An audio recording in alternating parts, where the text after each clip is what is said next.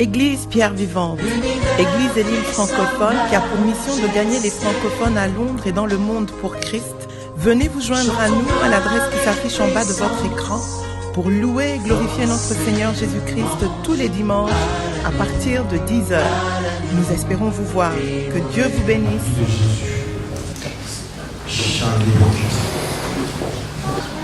Allez-y avec moi dans le livre de Romains ce matin. Romains chapitre 12.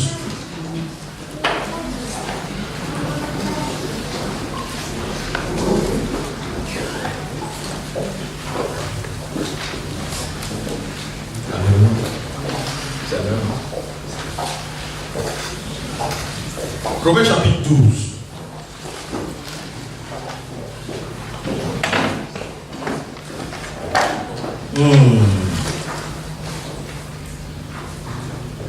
Il y a vraiment une parole que Dieu m'a donnée pour ce matin, mais je vais commencer par le livre de Romains pour rebondir sur ce que je veux partager assez rapidement ce matin. Merci pour le son. Il dit au verset 2, il dit ne vous conformez pas. Chacun a ce passage, chacun a Romains chapitre 2. Ok, on va lire ensemble. Okay, j'aimerais que chacun lise sous forme de proclamation ce matin. Ok, le verset 2, juste le verset 2. Le verset 2 du chapitre 12. Ok, on y va, 1, 2. Il ne vous conformez pas au siècle présent, mais soyez transformés par le renouvellement de l'intelligence, afin que vous discerniez quelle est la volonté de Dieu, ce qui est bon, agréable et parfait. Amen. Amen. Amen. Alléluia. Vous voyez, encore une fois, la Bible est trop profonde pour nous pour cerner. Et donc, à chaque fois que l'on revient à la parole de Dieu, il y a toujours des choses qui apparaissent comme nouvelles, mais qu'on a toujours vues, on a toujours lues. Vous voyez, et la Bible nous dit ici que, vous voyez, par le renouvellement de l'intelligence, on doit pouvoir commencer par discerner quelle est la volonté de Dieu. Ce qui est bon, ce qui est agréable, et ce qui est parfait. Alléluia. Et donc, si on peut discerner ce qui est bon, ce qui est agréable, ce qui est parfait, et la volonté de Dieu, on peut comprendre que, vous voyez, la victoire doit être au bout. On doit être victorieux dans la vie. Si on peut discerner réellement, vous voyez, à un moment donné, les mathématiciens diront à un temps T, on peut discerner quelle est la volonté de Dieu et quel est ce qui est agréable et parfait, ce que Dieu, aux yeux de Dieu, on peut considérer comme quelque chose qui est bon et agréable et parfait. On aura fait un chemin avec Dieu. On aura accompli un chemin assez long avec Dieu. Et donc, en méditant ce passage, vous voyez, l'Esprit de Dieu m'a ramené en Matthieu chapitre 13. C'est là où je vais peut-être exhorter rapidement, et puis on va continuer. Je vais revenir à Romains 12 dans un moment. Mais, vous voyez, la Bible nous parle de la parabole des semeurs. Et c'est Jésus-Christ lui-même qui ici a raconté cette parabole. Vous connaissez cette parabole, n'est-ce pas? Tout le monde connaît la parabole des semeurs. Amen. Yes. Tout le monde connaît la parabole des semeurs, n'est-ce pas? Amen. Ok.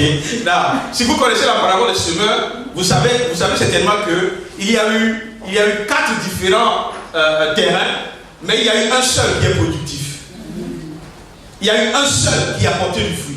Et donc, aussi intelligent que l'homme est, parce que Dieu nous a fait à son image, vous voyez, on voudra rester du côté où on peut porter des fruits. Personne ne cherche à rester dans un endroit où ta vie ne portera pas du fruit, où il n'y aura pas, vous voyez, ta vie sera de paix. Personne ne veut rester à ce niveau. Et donc, regardons un peu ce que la Bible dit dans Matthieu chapitre 13, à partir du verset 1. Il dit: ce même jour, Jésus sortit de la maison et s'assit au bord de la mer. Une grande foule s'était assemblée auprès de lui. Il monta dans une barque et il s'assit. Quand je regardais ça hier, je me suis dit, si Jésus vivait de nos jours et qu'il enseignait tout le temps assis sur l'eau, on va dire, il a l'esprit des eaux. Ouais, excusez-moi, c'est une petite réflexion. Okay. Parce que je me souviens, dès que tu es né dans une ville qui est proche de l'eau, on commence par chasser l'esprit des eaux. C'est ce qu'on opérait avant, mais Seigneur, pardonne-nous. Amen. Et plus on connaît, plus on avance. Amen. Sinon Jésus est plein. Il est tous les eaux. Vous savez, Jésus-Christ. Il était tout le temps sur les eaux, marchait sur les eaux et tout ça. Il est plein d'esprit de... Je n'ai pas dit ça. Et donc, il dit, un semeur sortit pour semer. Comme il semait, une partie de la semence tomba le long du chemin. Les oiseaux vinrent et la mangeaient. Une autre partie tomba dans les endroits pierreux où elle n'avait pas beaucoup de terre. Elle leva aussitôt parce qu'elle ne trouva pas un sol profond. Mais quand le soleil parut, elle fut brûlée et sécha, faute de racines. Une autre partie tomba parmi les épines. Les épines montèrent et l'étouffèrent. Une autre partie tomba dans la bonne terre. Elle donna du fruit, un grain, 100, un autre 60, un autre 30.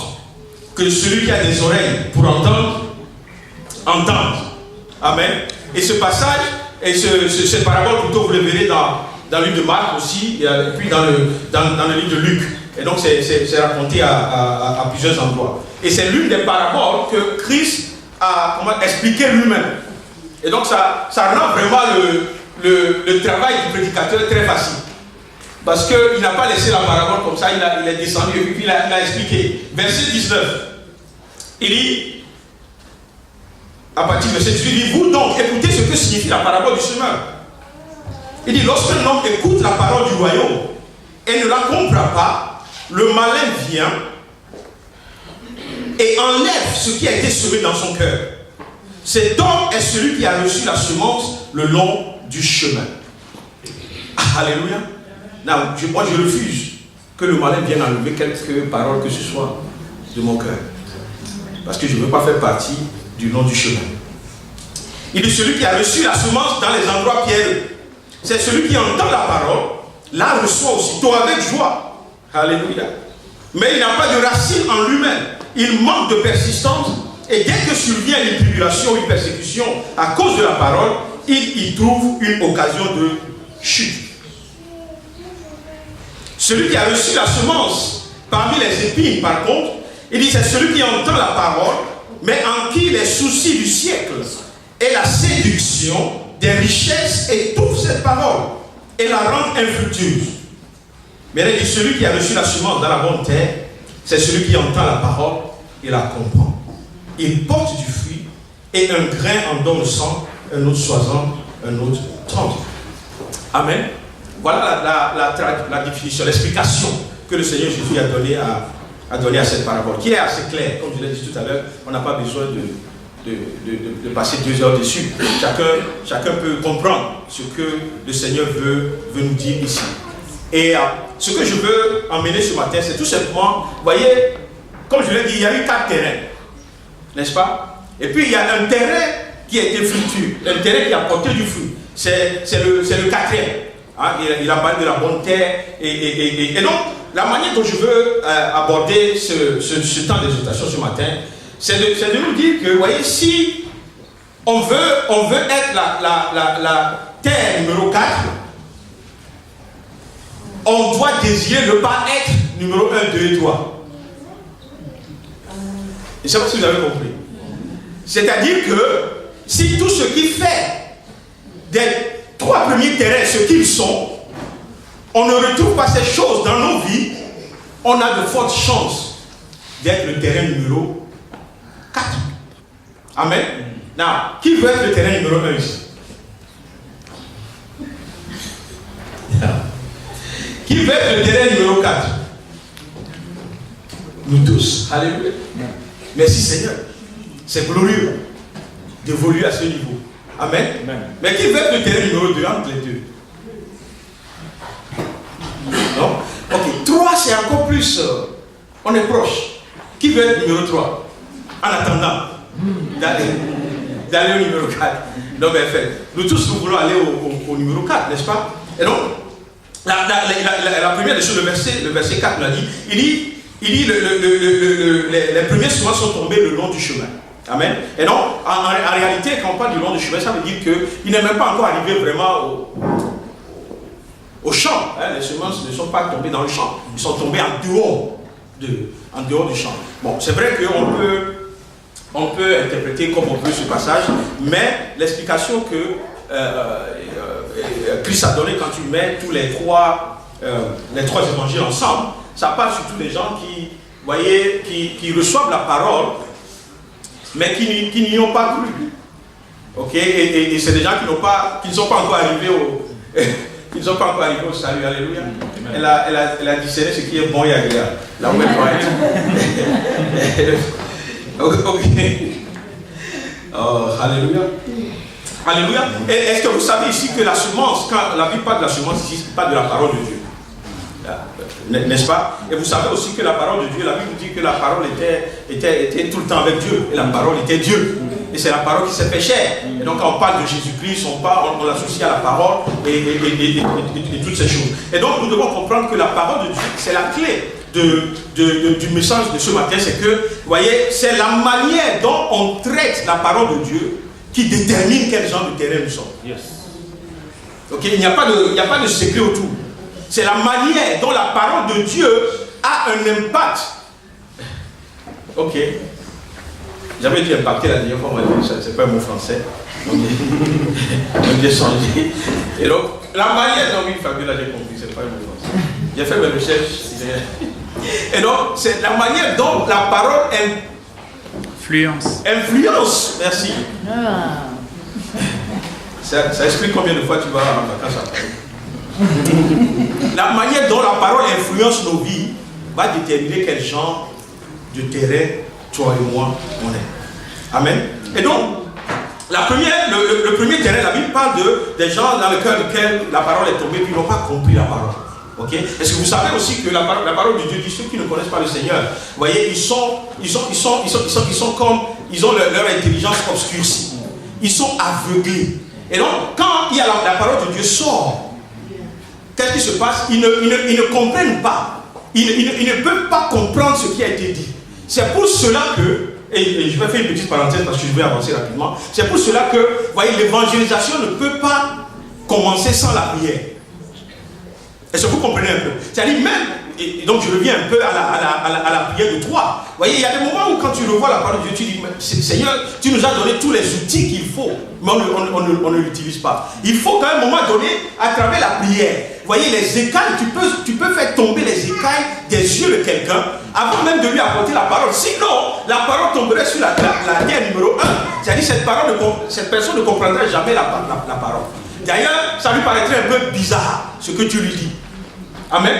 Peut-être ça s'est passé avec toi ou bien avec moi à un moment donné. Quand quelqu'un vient juste te dire, bon, tu vas déclarer que le Seigneur Jésus te reçoit, tu es le Seigneur de ma vie, et puis on dit, waouh, tu ne vas plus, tu vas directement au ciel, hein, et tous tes péchés sont pardonnés, tu deviens, tu vois, et toutes ces choses, c'est bizarre. Jusqu'à ce que cette personne, voyez, les écailles, ce qui obscurcit sa pensée et sa compréhension, puisse tomber, la parole ne peut pas avoir l'effet.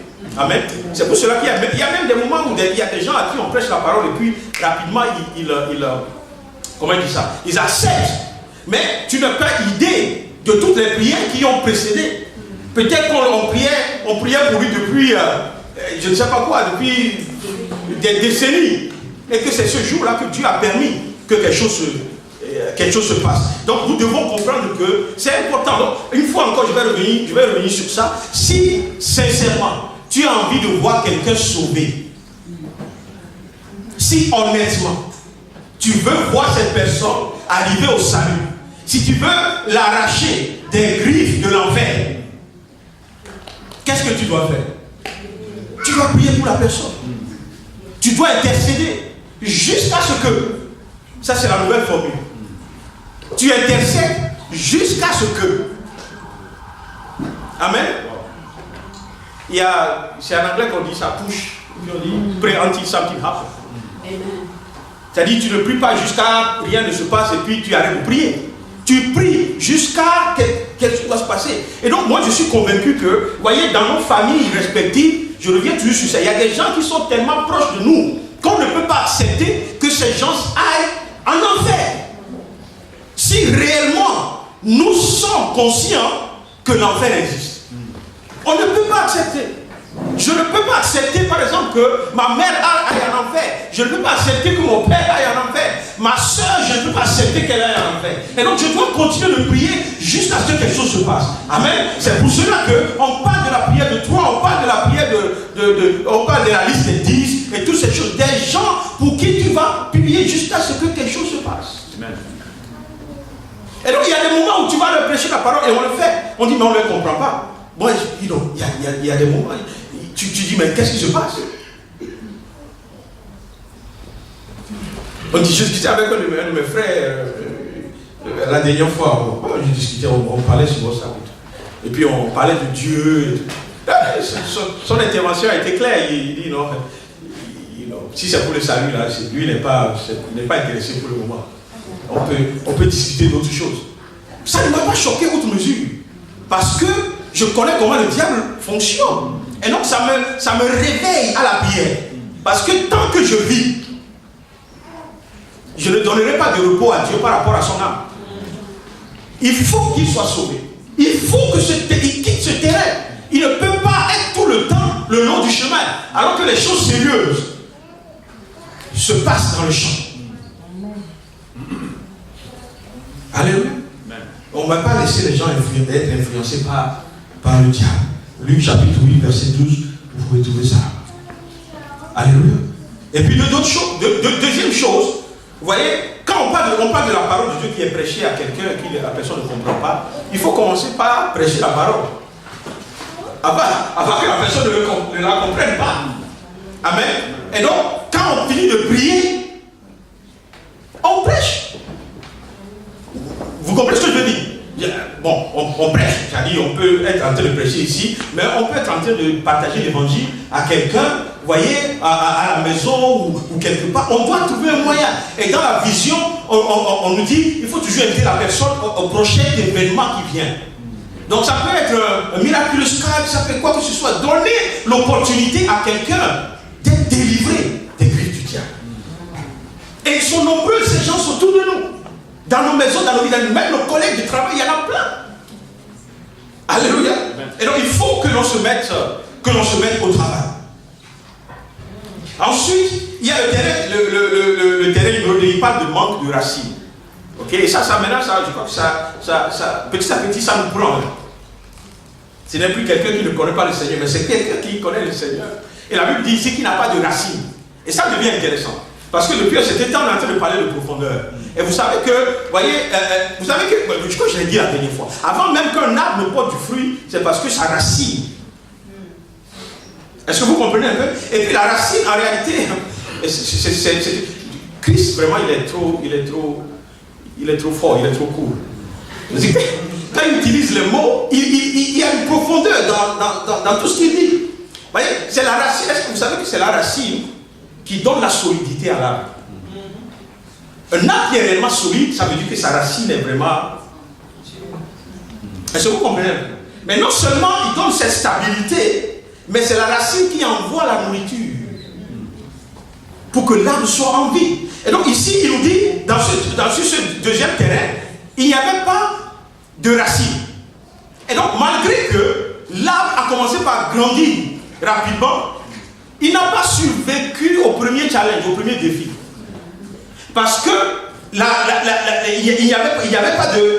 pas de racines. Est-ce que vous comprenez un peu? Et donc, cette personne reçoit la parole de Dieu avec joie. Est-ce que vous connaissez des gens comme ça? Moi, je connais beaucoup de gens. Ils aiment les prédications. Et puis ça s'arrête là-bas. C'est-à-dire, ils vont sauter de joie. C'est pas qu'ils le font de manière hypocrite ou quoi que ce soit. Hein. C'est-à-dire, ils sont intéressés quand la parole de Dieu sort. Ils sont intéressés, ils sont en joie. Mais le seul problème, c'est que comme ils n'ont pas de racines, dès qu'ils sortent de là, il y a un petit challenge. La parole de Dieu ne trouve plus sa place dans leur vie. Et je prie ce matin que ce ne soit pas ton partage.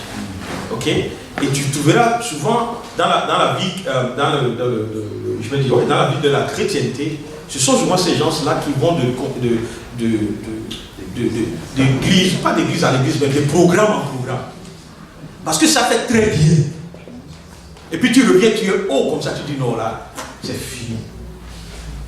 La parole d'aujourd'hui, non, c'est fini. Là, la victoire, en tout cas, cette année, Et puis une semaine après, tu cherches encore un autre programme. Pourquoi? Parce que ce que tu as déjà reçu n'a pas pu, et avoir une influence sur ta vie. Et tu es redevenu encore sec comme tu étais avant. Mais aujourd'hui, je ne vais pas aller dans les cas pratiques pour nous montrer un peu ce que ça peut signifier. Mais si tu te trouves dans ce genre de situation, c'est le moment de prier. De dire à Dieu, je veux être stable. Vous voyez, ce que je reçois d'apporter du fruit. Amen. Et on dit dans un adage de chez nous, on dit quand tu urines au même endroit, ça fait de la mousse. Bon, vous comprenez un peu. C'est-à-dire que si tu urines comme ça, tu ne verras pas la mousse, mais si tu le fais au même endroit, ça... Ok. L'adage veut dire tout simplement que si tu te focalises sur quelque chose, ça porte. Ça porte du fruit. Vous voyez un peu? Et donc si chaque jour, tu dois recevoir, et puis demain tu es comme tu étais, et puis tu reçois encore, vous voyez, ta vie ne fait pas trop de progrès. Tu fais du surplace en réalité. Pourquoi? Parce que tu n'as pas de racines. Donc il faut commencer par réfléchir. Comment est-ce que je peux pousser des racines qui soient solides? Vous voyez, un bon agriculteur, il va d'abord se préoccuper de l'état de la racine de la plante avant de chercher les fruits. Parce que si la plante est bien enracinée, quand les fruits vont commencer, est-ce que vous commencez un peu? Et donc, à un moment, vous comprenez? Et donc, ce qui va se passer avec nous, c'est qu'on doit chercher à se rendre.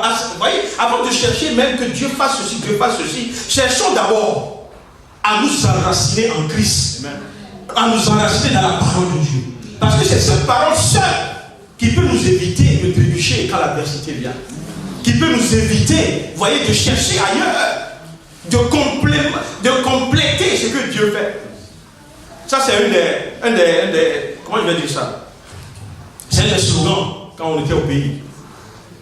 C'est-à-dire que c'est souvent dans l'église catholique, ils complètent toujours. Ils disent on doit compléter. C'est-à-dire quand ils finissent la messe, ils doivent aller gérer un peu les sacrifices de l'autre côté aussi. Il faut aller voir un peu les marabouts, un peu les charlatans. Pourquoi? Parce que ça ne suffit pas l'église. Il faut compléter. Mais toi et moi, on ne va pas être dans le style des gens qui complètent. Parce que si nous comprenons, voyez que même ceux vers qui ils vont compléter, ils sont soumis à celui qui nous a choisis, toi et moi. Dieu a autorité sur toutes choses. Et tous ceux qui existent ont été créés par Dieu. Mes frères, cherchons à être enracinés et porter des racines solides. Troisième terre, il parle de, et ça on arrive à un autre niveau qui est très défiant pour les chrétiens.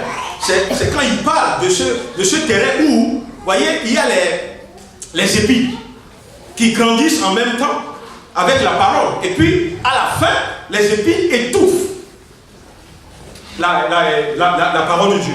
Et puis, la Bible était claire. Il a commencé par parler de ces épis. Il parle de ceux qui désirent les richesses, vous voyez, les biens de ce monde, les biens matériels et tout ça, qui ne sont pas, il faut toujours préciser ça, en fait, qui ne sont pas mauvais. Puisque notre Dieu est un Dieu de bénédiction. Mais ce qu'il est en train de dire ici, c'est qu'on ne peut pas se focaliser sur ces choses au détriment de celui qui donne ces choses. Ok? Et ça, c'est une logique pure et simple.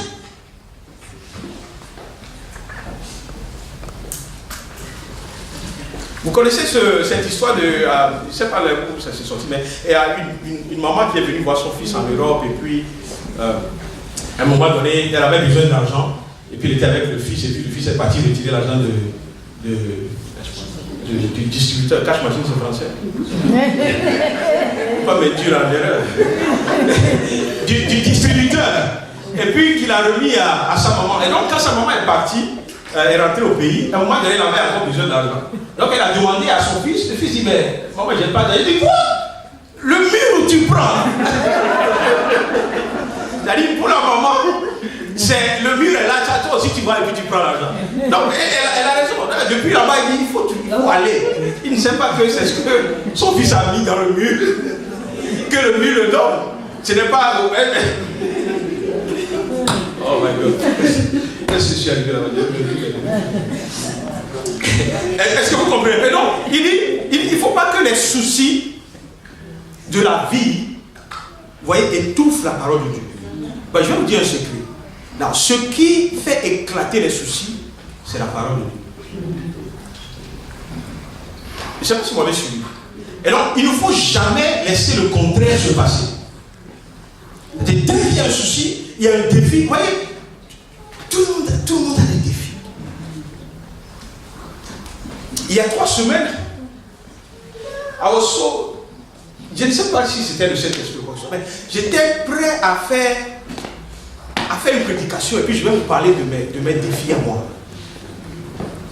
Pour que les gens comprennent que ce n'est pas que c'est facile avec quelqu'un. Ou bien c'est... Non, tout le monde, vous voyez, mais c'est la manière dont tu gères tes soucis par rapport à la parole de Dieu qui fait que tu as le visage que tu as. Est-ce que vous comprenez? Vous voulez qu'on commence? Mais je ne sais pas, je vais le faire peut-être si Dieu me donne la liberté. I was so pushed. J'étais tellement enclin à le faire. Tu vois, parce que quand je vais commencer par dire ces choses, beaucoup de gens certainement vont se retrouver dans mes propres expériences. Et on va se rendre compte que ce n'est pas une affaire d'une personne. Mais c'est sur Dieu que l'on compte. N'est-ce pas? Donc il faut tenir même. Seigneur, aide-nous. Bon, enfin, je vais rien dire. Parce que je vais laisser tomber. Mais il faut comprendre que, vous voyez, la seule personne qui nous a promis de nous soutenir, c'est Dieu. Et il le fait à travers sa parole. C'est pour cela que sa parole ne doit pas quitter. Vous voyez, notre face et la parole doit être devant nous tous les jours. Vous voyez, quand tu es dans une situation, tu cherches la référence dans la parole de Dieu. Tu cherches, qu'est-ce que la parole de Dieu en dit? Est-ce que tu crois que Dieu est capable de se manifester dans ta situation? Amen. Et il y a plein de ces choses que quand ça nous arrive, on oublie la parole de Dieu. La parole de Dieu est étouffée. On ne croit même plus que Dieu est capable. On ne croit pas que c'est Dieu qui a fait les promesses. On dit oui, c'est lui qui a fait les promesses, mais bon. Il n'y a pas de mais bon. Notre Dieu est un Dieu qui... Look.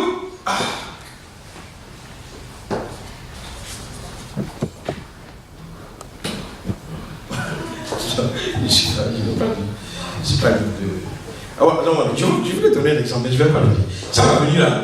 Je crois que quand l'Esprit de Dieu va me libérer, ça va être beaucoup plus facile d'avancer. Et donc, on ne doit pas laisser, vous voyez, mon temps aussi est parti, vous voyez, même les richesses de ce monde, la poursuite de la richesse du monde, encore une fois, ne mettons pas les bœufs avant la charrue, c'est ça on dit? Oui, parce que... ne mettons pas la charrue avant les bœufs. Parce que normalement, la charrue est derrière les bœufs, n'est-ce pas? Voilà. Donc ne mettons pas la charrue devant les bœufs.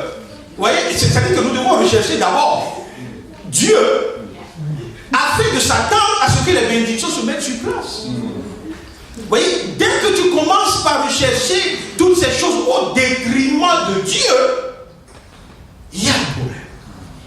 Tu ne peux pas porter du fruit comme Dieu le souhaite. Mais pourtant, vous voyez, Dieu doit être de sourire, mais il ne réalise pas que s'il me trouve, il trouve tout.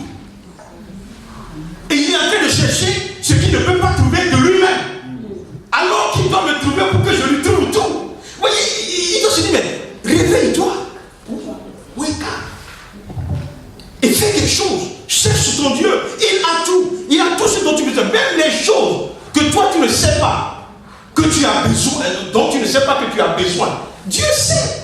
Parce qu'il sait que dans 3 mois, dans 4 mois, dans 6 mois, dans 1 année, voici la situation qui va se présenter. Il t'a déjà préparé. Il te prépare maintenant pour cette situation. Et toi, tu ne te rends pas compte. Parce que tu es ailleurs. Revenons à Dieu. Et soyons cette terre. Que quand une graine tombe, ça porte du fruit. Il dit 30, 60, 100. Amen. C'est pour cela que toi et moi, on ne va pas porter le même nombre de fruits.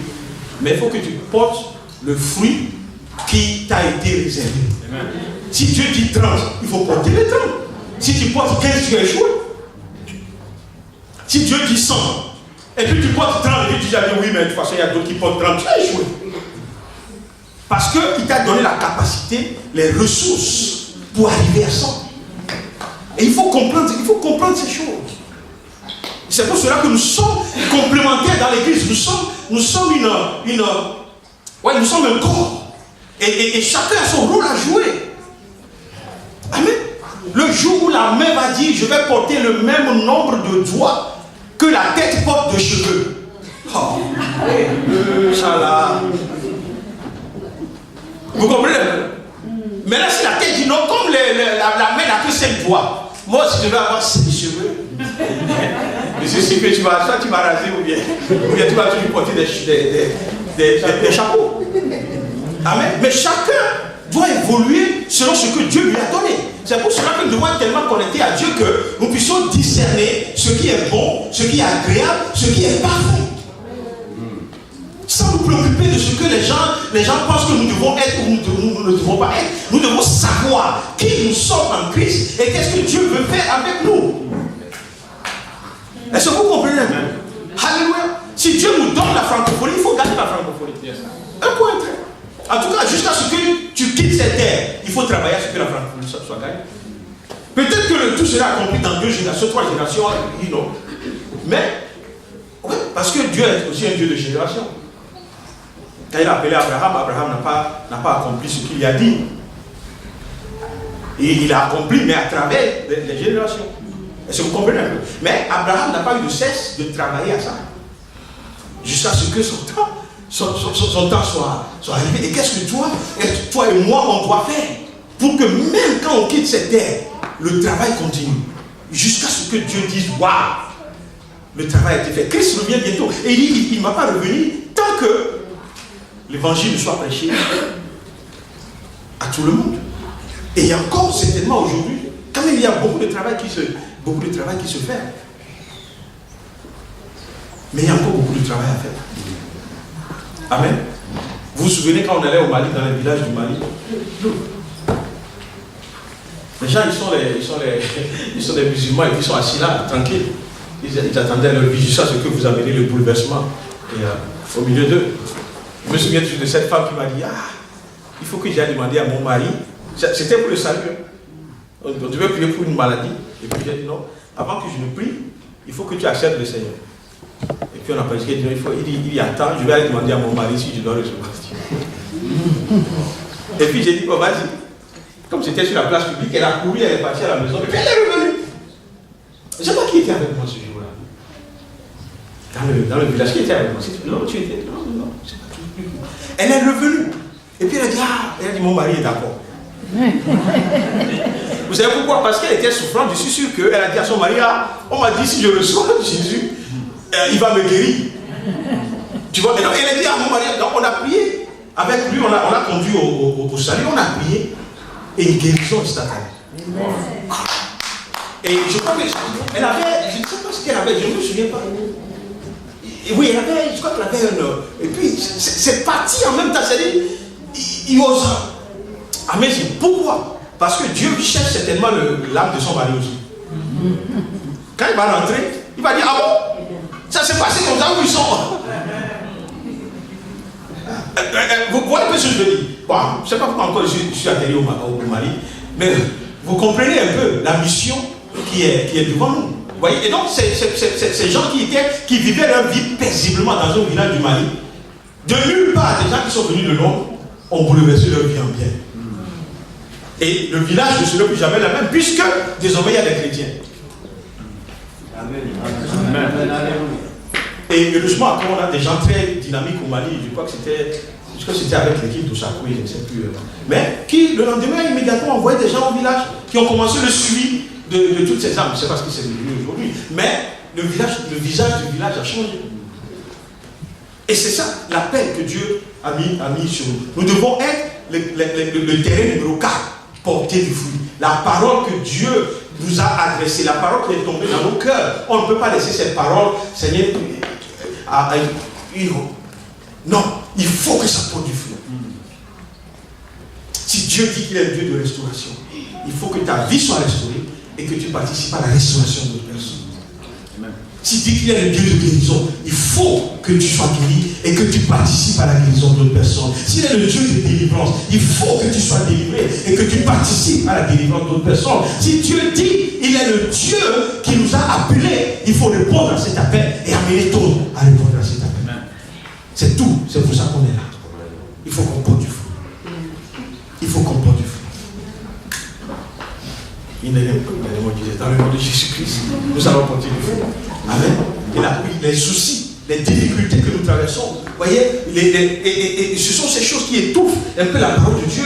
Nous allons prier tout à l'heure. Nous allons dire à Dieu, Seigneur, voyez, que ces soucis soient consumés par le feu du Saint-Esprit dans nos vies. Voyez les difficultés. Tu ne peux pas te lever le matin, tu ne sais pas ce que tu dois manger, tu ne sais pas ce que ces défis-là, remettons-les à Dieu. Remettons-les à Dieu. Les défis par rapport à tes enfants, des fois tu regardes tes enfants, tu dis, mais qu'est-ce qu'ils vont devenir ces enfants? Remettons-les à Dieu. Remettons-les à Dieu. C'est le pasteur Pauline a donné le témoignage de, comment s'appelle le prophète là, la dernière fois. Hein? Non, ok. Idaoussa. Idaoussa. Quand il était jeté dans les ordures, c'est vraiment là. Mais il est devenu l'un des plus grands prophètes de son temps. Amen. Et donc, comment toi tu te vois? Qu'est-ce qu'on t'a fait? Et tu ne peux pas sortir de là pour servir le Seigneur. Qui s'est assis sur toi? Qui t'a humilié? Qui t'a rejeté? Et Dieu dit, moi je t'accepte. Il faut comprendre ce que Dieu dit. Il faut que la parole, quand ça rentre, on puisse avoir l'intelligence pour la comprendre et avoir le discernement pour pouvoir marcher dans la victoire que Dieu nous a donnée. Nul avec Dieu n'a le droit à l'excuse. Si tu ne connais pas Dieu, mais si tu connais Dieu, tu n'as pas le droit à l'excuse. Parce que Dieu, il peut tout faire la chanter aujourd'hui, il peut changer la situation. Il peut changer la situation. Comment on dit ça? Turn it over. Or turn it round. Comment on dit ça en français? Renverser. C'est ça, c'est là où j'ai une difficulté un peu avec les Français. Parce que quand je dis renverser, je pense plutôt à renverser, tu vois. Mais je veux transformer, voilà, des choses comme ça. Mais il faut que ça, ouais. Il faut que ceux qui te regardaient de ce côté, tu leur montres, Amen. Et donc c'est pour ça. Aujourd'hui, ce matin, je suis en joie, je suis tellement en feu. Je peux gagner la lune. Alléluia. Je suis levé ce matin. Rien ne peut me. Amen. Voilà. C'est pour ça que j'ai décidé de mettre un nœud. Je dis, mais il faut que aujourd'hui doit être différent, c'est tout. Donc, avec les sapeurs. Alléluia. Amen. On va se tenir du moment. On va prier. Amen. On va prier juste 1 ou 2 minutes par rapport à toutes les situations, voyez, du défi que tu traverses dans ta vie. On va crier à Dieu, on va demander à Dieu, Seigneur, viens et interviens. Pourquoi? Parce que nous devons être libres pour accomplir la mission que Dieu nous a confiée. Quel que soit le niveau où tu es, la situation qui est devant toi, voyez les difficultés par lesquelles tu es en train de passer, voyez, il n'y a rien que Dieu ne peut pas faire. À lui, rien n'est impossible. Et par la foi, nous pouvons gagner toutes les batailles, tous les combats dans lesquels nous nous trouvons. Au nom de Jésus-Christ. Donc si tu es là ce matin et qu'il y a une situation comme ça dans ta vie, voyez, un défi qui te met à terre tout le temps.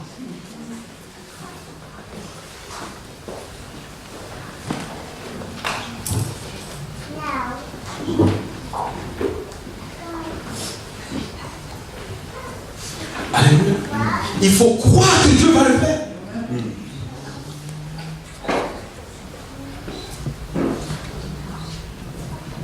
Et Dieu peut changer les choses. Ce que tu faisais avant, ce qui était toujours un obstacle dans ta vie, ce qui venait toujours contre toi et contre ton avancement, voyez, Dieu peut le changer si tu mets ta foi et ta confiance totale en Dieu. Si tu ne regardes ni à gauche ni à droite et que tu dis à Dieu, Seigneur, toi seul peux le faire. Ça ne dépend même pas du temps que ça va prendre, mais je vais continuer jusqu'à ce que je voie la révélation de la puissance de Dieu se manifester dans ma vie. Je ne veux pas être seulement témoin des autres qui voient leur transformation, mais moi aussi, Seigneur, je veux être un témoignage. Je ne veux pas toujours être un témoin, mais je veux être un témoignage. Et tu as la capacité de le faire. Viens et enlève tout défi de ma vie, Seigneur, afin que je voie clair, afin que je sois focalisé, afin que je détermine, Seigneur, le chemin que tu veux, que je plaigne, que je reconnaisse ce qui est bon, ce qui est agréable, au nom de Jésus. Au nom de Jésus, je menace dans ta vie maintenant. Voyez tous ces défis qui te font trébucher à chaque bout de champ. Tu vas te lever et résister par la puissance de Dieu. Amen. Et par la gloire de Dieu qui va se manifester dans ta vie. Dieu ne fait exception de personne.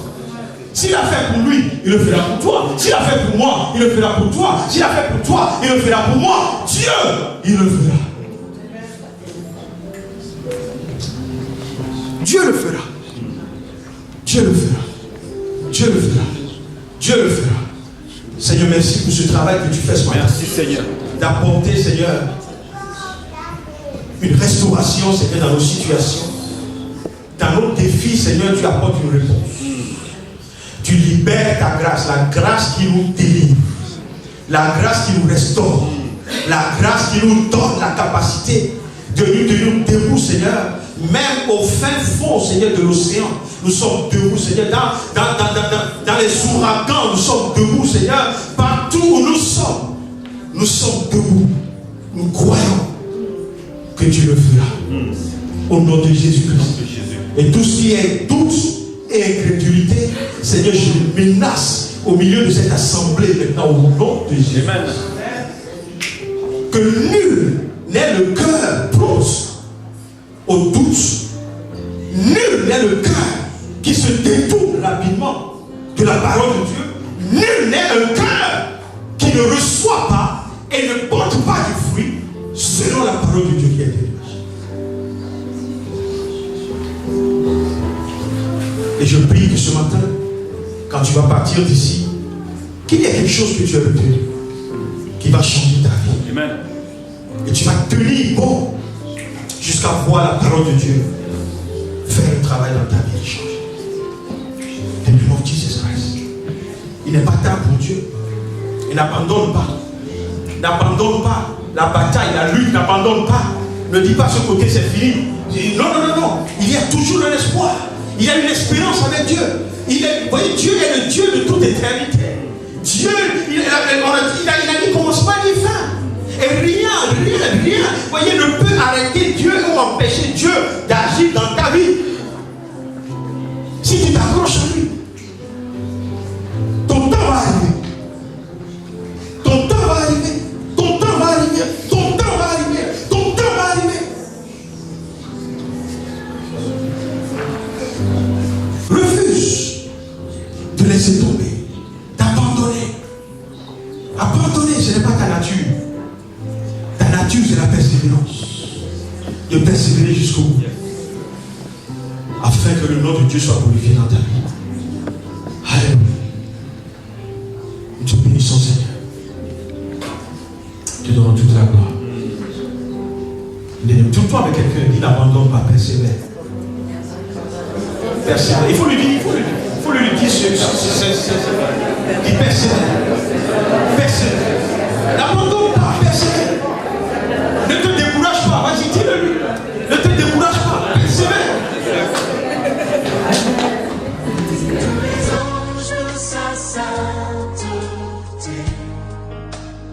Église Pierre Vivante, Église Élim francophone qui a pour mission de gagner les francophones à Londres et dans le monde pour Christ, venez vous joindre à nous à l'adresse qui s'affiche en bas de votre écran pour louer et glorifier notre Seigneur Jésus-Christ tous les dimanches à partir de 10h. Nous espérons vous voir. Que Dieu vous bénisse.